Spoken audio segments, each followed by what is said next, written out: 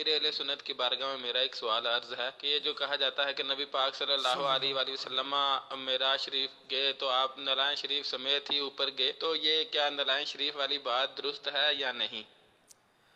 نالین شریف کے تعلق سے اعلیٰ حضرت رحمۃ اللہ تعالی علیہ نے اس روایت کو من گھڑت قرار دیا ہے. تو یہ بعض مقررین اس کو بڑا بڑا چڑھا کر بیچارے بیان کرتے ہیں کہ حضرت موسیٰ کلیم اللہ علیہ نبینا علیہ الصلوۃ والسلام کا واقعہ بھی سنائیں گے کہ ان کو تو ان کے رب نے واقعی حکم کیا. تو قرآن کریم کی آیت ہے فخلا نعلک انکا بالوادی المقدس طویٰ، تو اپنے جوتے اتار ڈال کہ بے شک تو مقدس وادی طویٰ میں ہے. تو جب سیدنا موسیٰ کلیم اللہ علیہ نبینا علیہ الصلوۃ والسلام کوہ طور پر تشریف لے گئے تو ان کو حکم ہوا تھا جوتی مبارک اتارنے کا.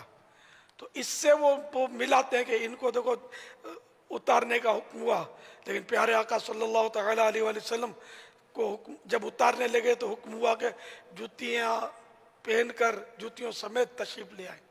تو یہ اعلیٰ حضرت نے اس کو روایت کو من گھڑت قرار دیا. تو ہم اعلیٰ حضرت کی تحقیق پر ہماری آنکھیں بند ہیں. تو نالین پاک پہن کر عرش اعظم پر تشریف لے جانا یہ ثابت نہیں. واللہ تعالی اعلم ورسولہ اعلم عز وجل وصلی اللہ تعالی علیہ وآلہ وسلم. صلو علی الحبیب صلی اللہ تعالی علیہ